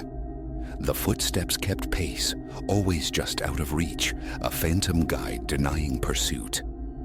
Reaching the door to the next car, I wrenched it open, stepping through swiftly. Empty. Again. Just the spectral flicker of lights on abandoned plush. And the footsteps? Gone. I stood grappling with the impossibility. My mind scrambled for purchase, for a rational foothold. Someone had hurried through just moments before, an acoustic trick of the moving train. Deep down, a colder certainty took root. Something was fundamentally wrong with this journey, with this vessel hurtling through the night. I turned, resolved to flee back the way I came, when the lights in this car sputtered violently, then died. Darkness slammed down, absolute and suffocating. My breath hitched. The train continued its forward momentum, the rumble constant beneath me, but the visual world had been erased. I waited, rigid for the lights to reignite. They remained stubbornly dead. Instead, the air grew teeth-chatteringly cold, the silence pressing in like a physical weight. And then, the voice. Soft as moth wings at first, but chilling to the marrow. A low, rasping whisper, impossibly close behind my ear. "What brings you here?" I spun, heart seizing into empty, consuming blackness. The car remained a void. I stumbled back a step, the roar of blood in my ears deafening. "Run!"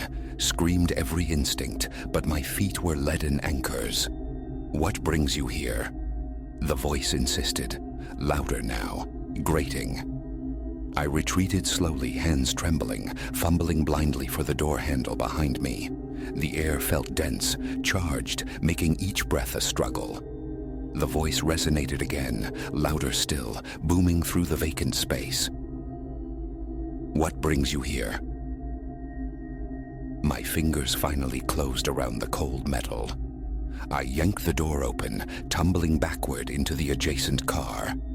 Light. Flickering, yes, but blessedly present. I didn't hesitate. I fled. Back through the empty carriages, a frantic retreat fueled by primal terror, lungs burning, heart threatening to burst. I didn't stop, didn't look back, until I collapsed into my original seat. The car was as I'd left it, quiet, the few passengers still lost in their private oblivions, as if my nightmare excursion had never occurred.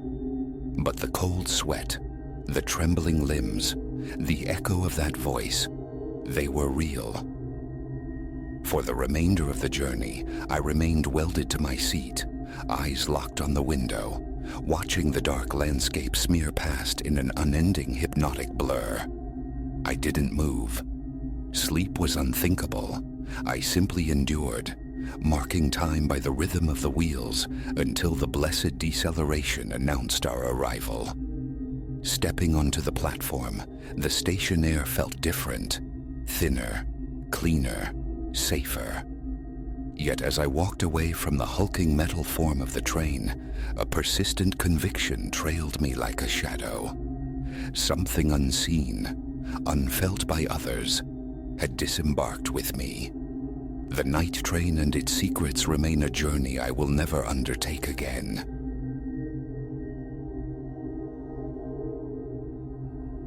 The old nunnery claimed me on a Monday, late afternoon sun bleeding weakly through the grime on its high windows.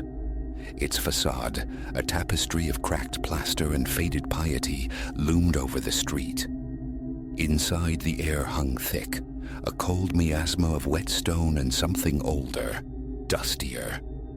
My battered pickup waited curbside, laden with the implements of transformation. Sanders, rollers, cans of optimistic white. Speed was the imperative. My own studio gear needed this sanctuary by month's end. Walls smoothed, paint applied, workspace established. A simple litany against the building's heavy silence. Nothing more complicated than that. Or so I believed. My first act was a slow pilgrimage through its arteries.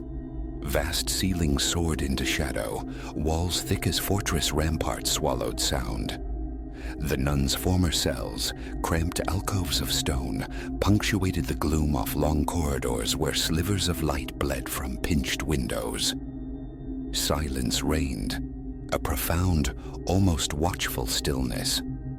My boots striking the flagstone sent echoes ricocheting ahead, but sometimes, just as I halted, a phantom footfall seemed to trail mine, a half-beat delayed. A disquieting resonance, the acoustic quirks of ancient architecture, I told myself, dismissing the prickle on my neck.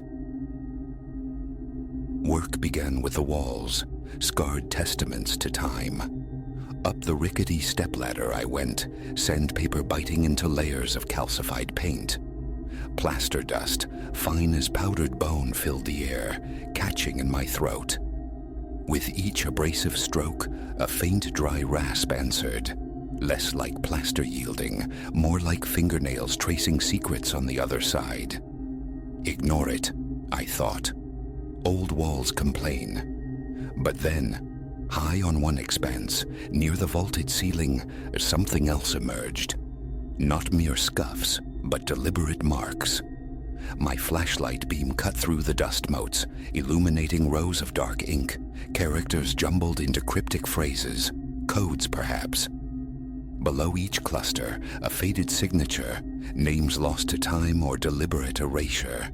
Defiant graffiti left by later occupants, surely. Cryptic, yes, but nothing more. I sanded with renewed purpose, grinding the strange script into oblivion, burying the whispers under abrasive grit until only faint ghosts remained. Then came the primer, thick and viscous, a blanketing shroud rolled meticulously across the offending surface. Every inch covered, every letter entombed. Yet as I surveyed the pristine white expanse, a chill, unrelated to the damp air, traced its way up my spine. My shoulders screamed from the labor, arms leaden. Locking the heavy door behind me, plunging the corridor back into darkness, felt less like securing the building and more like trapping something within. The drive home was shadowed by a formless disquiet. Dawn found me back at the threshold, lukewarm coffee in hand, sleep still clinging like cobwebs. I pushed through the heavy oak door, yawned, stepped into the main corridor, and froze. The wall I had painstakingly scrubbed and sealed beneath immaculate primer was defiled. Not faded remnants bleeding through, but the same cryptic lines, stark and black against the white. Darker somehow, sharper, as if freshly inscribed overnight by an invisible hand. Signatures varied, mocking my efforts. Confusion curdled into disbelief. This defied reason, defied the very nature of paint. Impossible. Hesitantly I reached out. The paint felt bone dry, cured. Yet beneath my fingertips the alien script felt raised, almost tacky, like new ink defying the laws of physics. A cold knot tightened in my gut. Chemical bleed through, I rationalized, some bizarre reaction with the ancient plaster beneath. Yes, that had to be it. Gritting my teeth, I fetched more primer, applying a second denser coat, smothering the unwelcome text with grim determination. Hours I labored on that single section, a miniature war waged with roller and brush. By late afternoon, the wall stood flawless once more. A ragged sigh escaped me, but the unease clung, a persistent shadow at the edge of my senses. Day 3. The dread preceded me through the door, and there it was, the writing, insolent and clear upon the twice-painted wall. Worse, new signatures had joined the ghostly roster. The text remained mostly indecipherable, a maddening scramble, yet fragments snagged my attention. Passages, whispered one line. Beneath, insisted another. Further down, the halls carry shadows. My stomach revolted. Cursing under my breath, I ran a hand over the dry inscribed surface. Just then, a breath of glacial air stirred the dust motes behind me. I spun around, windows sealed, doors shut tight. My pulse hammered against my ribs, palms slick with sudden sweat. Flee? The thought hammered too, but the contract, the need for this space. There had to be a rational explanation. Faulty paint, poor adhesion, anything but this creeping impossibility. Seeking refuge, I retreated through a side passage into the cloistered courtyard. Walls of weathered stone climbed towards a stingy patch of sky, swallowing sunlight, trapping a chill silence. I traced the cold, fissured surface with my fingers. Then, faint, furtive footfalls on the flagstones behind me. Light, almost apologetic. I whirled around. Emptiness. The sound vanished the instant I turned. Gooseflesh prickled my arms, my heart a frantic drum against my ribs. Distant city hummed beyond the walls, yet within this sanctum, time felt suspended. The world held at bay. A sealed vessel adrift. Work became an act of defiance. I moved my gear to a different corridor, determined to find normalcy.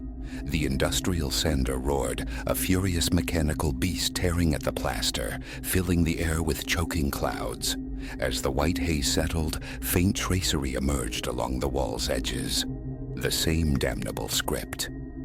A smudged signature caught my eye. the loop suggesting Brother Elias, perhaps.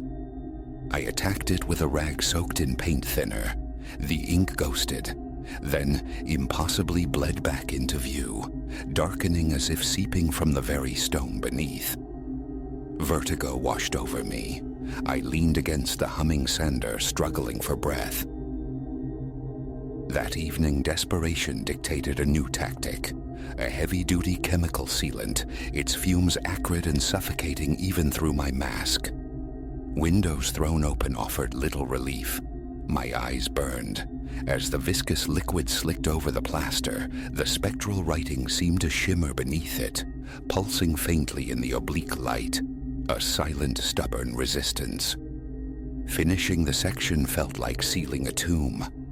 I locked the great door with undue haste, the image of those defiant letters burning itself onto my retinas. The drive home was a blur of anxiety, the unsettling feeling now a constant, unwelcome passenger. Morning 4. Stepping inside was like entering a crypt. The temperature had plummeted, my breath plumed white in the air. I walked, dread heavy in my boots, towards the sealed corridor. It was there, bold, mocking, etched through sealant and paint. Worse, thin rivulets like weeping ink tracked down from some of the phrases, glistening dark trails that resembled tears upon the wall's cold face. Yet when I dared to touch them, my fingers came away dry. The illusion of wetness persisted, the drips moving with imperceptible slowness. My hands began to tremble uncontrollably. A choked gasp escaped my dry throat as I stumbled backward, colliding with a stack of forgotten shelves, tools clattering onto the stone floor in the sudden, amplified silence. Then, footsteps echoed from the adjoining hall. Not phantom echoes this time, but distinct soft-shod steps. Hello? My voice, unnaturally loud, cracked in the oppressive quiet. Silence answered. As I strained to listen, a hinge groaned somewhere behind me. I spun. Only closed doors met my gaze. Heart leaping into my throat, sweating despite the chill, I began a methodical search, flinging open door after door. Empty cells stared back, dust motes dancing in the weak light, stacked furniture draped in ghostly sheets. But the writing, it was everywhere. Tucked in corners, scrawled behind decaying shelves, etched near the baseboards. Touching a line near a window sent a jolt, like static electricity, up my arm. I snatched my hand back, gooseflesh rippling across my skin. Formal script mingled with frantic scribbles, old ink with what looked disturbingly like modern marker. And the themes persisted. Hidden corridor, below the chapel, under the flagstones, open at dusk. Each discovery tightened the knot of fear in my stomach. Later, sweeping debris in the cavernous space that must have been the chapel, shafts of weak sunlight illuminated dancing dust. A faint, intermittent scraping sound drew my attention, emanating from behind the stone altar. My flashlight beam picked out a thin crack bisecting a large flagstone, suggesting it had been disturbed. Kneeling, I pushed, heaved, but the stone wouldn't budge. Yet the scraping persisted beneath it, a dry, furtive shifting. My flashlight beam stuttered, casting frantic shadows. Then, an icy current of air, colder than the ambient chill, brushed the back of my neck. I recoiled, flashlight trembling, spinning to face. Nothing. The scraping ceased instantly. Dizziness washed over me as I scrambled to my feet, backing away, heart hammering, mind grappling futilely for logic in a place that seemed determined to defy it. Explaining this felt impossible. Admitting it felt like confessing to madness. I forced myself back to tangible work, hammering loose floorboards, tightening hinges, replacing dead bulbs. Mundane acts against the mounting dread. Yet the sensation of being watched never left. a palpable pressure on my back. Every hammer blow echoed unnaturally, lingering a fraction too long in the charged silence, making me flinch. As dusk began to bleed through the high windows, painting the corridors in shades of bruised purple, morbid curiosity drew me back to the main hall. The pristine paint now wept thin, dark lines tracing yet more words. It waits below. And chillingly, do not stay after dark. My flashlight beam quivered across the script. Footsteps sounded again, directly behind me. Closer now. I didn't turn. Then, a susurrus, faint as moth wings against stone, myriad voices whispering unintelligibly, seeming to emanate from me on the walls. Pressing my ear to the cold plaster, I felt it. A low, deep vibration, like something stirring within. I sprang back, revulsion and terror warring within me. My watch confirmed the deepening twilight. Panic spurred me into motion. Tools were gathered with frantic haste, clattering into their box. I slammed the great oak door shut, turned the heavy key, rattled the handle. Once, twice, 3 times, needing the certainty of the lock engaging. Out on the quiet street, the evening air felt unnaturally cold, or perhaps the chill was internal now, a frost clinging to my bones. My head throbbed with the echo of phantom footsteps. I stood for a moment, gazing up at the convent's looming lightless silhouette against the bruised sky, its windows like vacant sockets. How could walls bleed ink? How could silence hold footsteps? Yet it did. Tomorrow demanded my return. New primer perhaps stripped the plaster to the bare stone.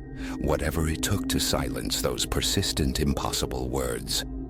Their origin remained a terrifying mystery, but their presence, their awareness, felt undeniable. Something resided within those walls. Something watched. Fumbling with trembling hands, I dropped my keys twice before the truck's engine sputtered to life. As I pulled away, my gaze flickered to the rearview mirror. High in an unlit window, did I glimpse a shape?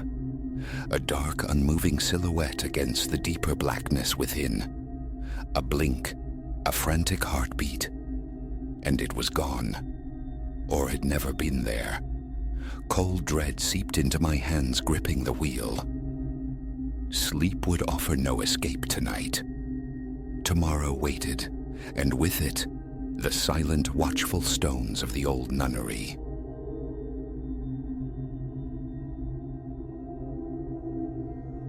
The sonic violence of shattering glass ripped through the sterile quiet of the deserted office tower, arresting my methodical progress across the floor. A mundane cleaning shift ruptured, my heart vaulted, lodging itself somewhere behind my teeth.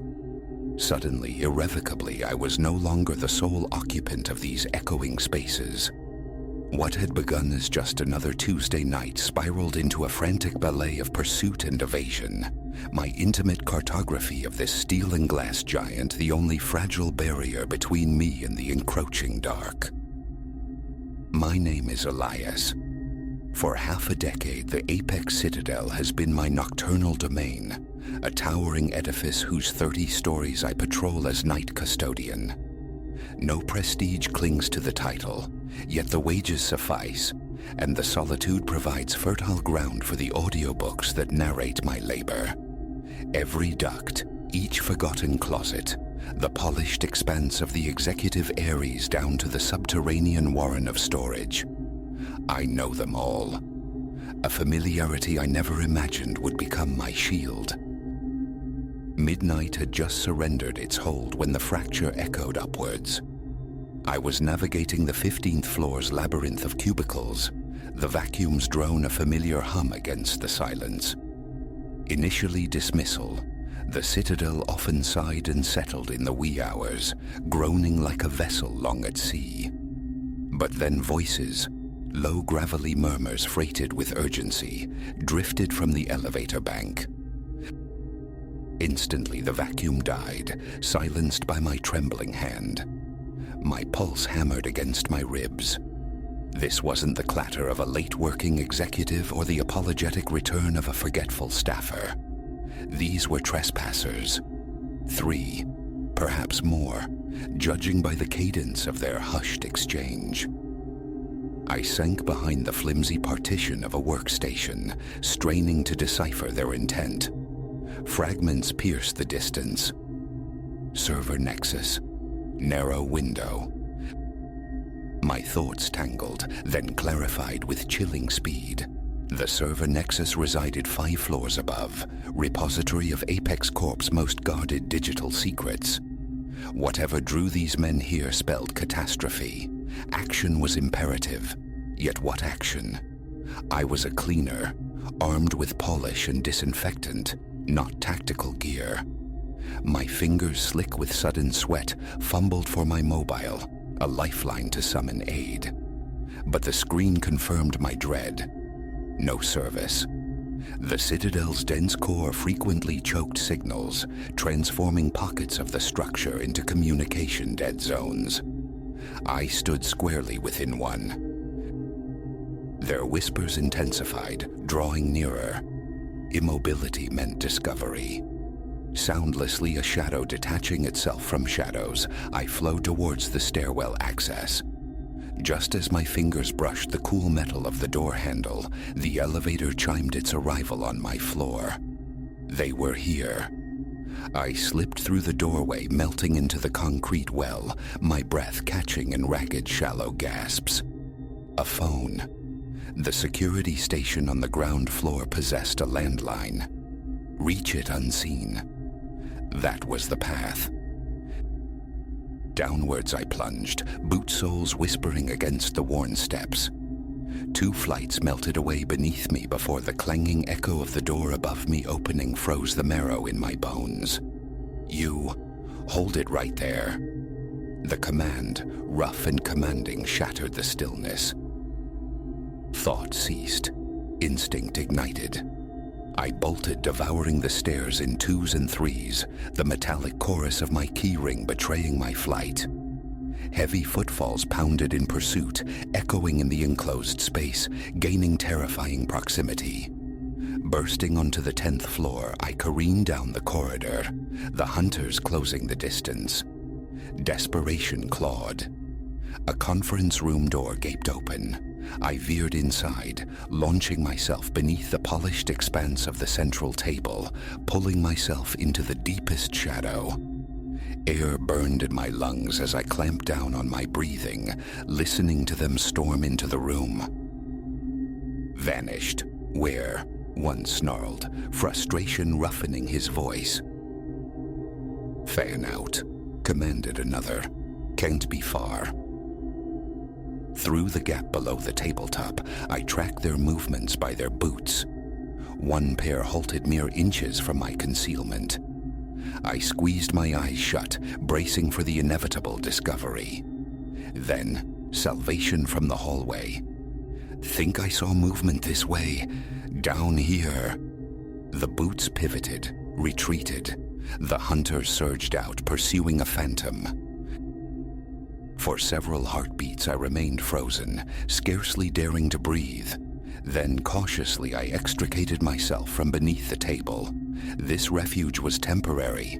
Their ruse wouldn't hold. They'd double back. A strategy. I needed one. And then it surfaced from the depths of my building knowledge. The old freight elevator.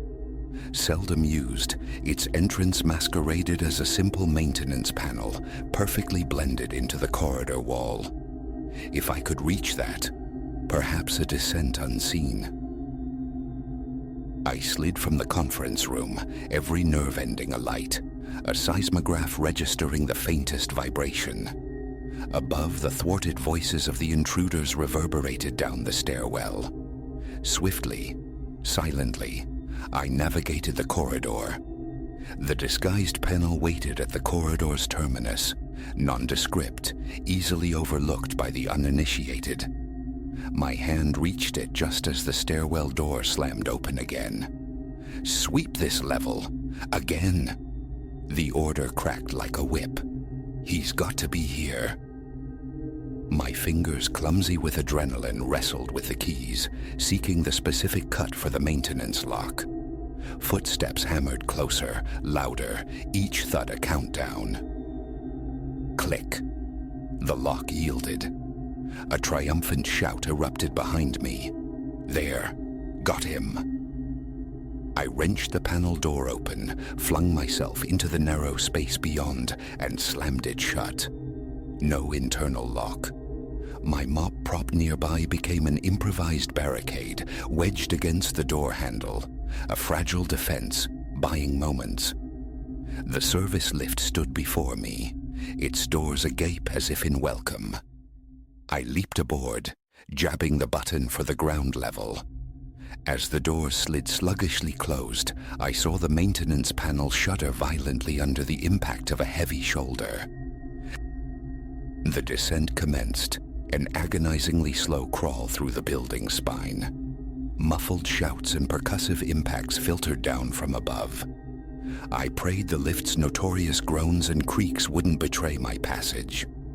Passing the 5th floor, the car lurched, shuddered, and halted. My own heart seized in sympathetic arrest. Had they cut the power, overridden the controls? Lights flickered, threatening darkness. Then, with another protesting groan, the elevator resumed its downward journey. It finally reached the ground floor. I was coiled tension, poised for flight. The doors whispered open with deceptive softness, and I erupted outwards, straight into the unyielding chest of a uniformed police officer. Relief washed over me in a dizzying wave, threatening my footing. The lobby teemed with law enforcement, weapons held ready. "Sir, you okay?" the officer asked, his grip steadying me. I could only nod, breath still a stranger. Then from the main elevator bank, commotion. The interlopers, faces masks of disbelief and fury, being escorted out in restraints. My desperate flight, it turned out, had tripped a cascade of silent alarms throughout the citadel. The security network, often a source of minor irritation during my shifts, had ultimately been my salvation. The ensuing hours dissolved into a haze of official statements and lukewarm coffee. The men, I learned, were operatives in a corporate espionage scheme targeting Apex Corp's sensitive data. Had I not been present, had my panicked run not alerted security, they likely would have succeeded. As dawn painted the cityscape in tentative strokes of rose and gold, I found myself perched on the steps outside the Apex Citadel, observing the departure of the last police cruiser. A profound exhaustion settled over me, deeper than mere physical fatigue. Mr. Sterling, Apex Corp CEO, emerged and took a seat beside me. "Elias," he began, his tone somber. "There aren't adequate words to express our gratitude for your actions tonight. You averted a corporate disaster." A shrug was my only reply, the weight of his praise uncomfortable. I was mostly trying not to get caught, I confessed. He shook his head firmly. "You could have hidden, waited them out. You chose to act.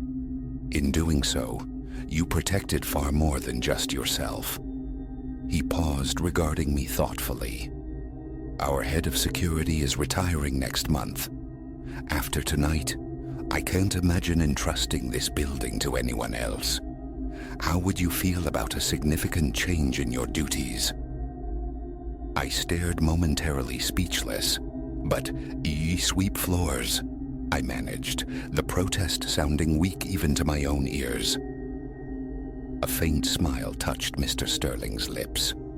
"You're the man who used his wits and an unparalleled knowledge of this structure to outmaneuver professional thieves. Elias, I believe you're considerably more than just a custodian." With the sun climbing higher, illuminating the familiar angles of the tower, something else began to rise within me. A nascent sense of pride, a flicker of purpose previously unknown. I met Mr. Sterling's gaze and nodded slowly. "I would be honored, sir," I heard myself say. The night had undeniably altered the landscape of my life. I had confronted primal fear and emerged, not unscathed, but fundamentally changed, discovering reservoirs of resilience I never knew I possessed.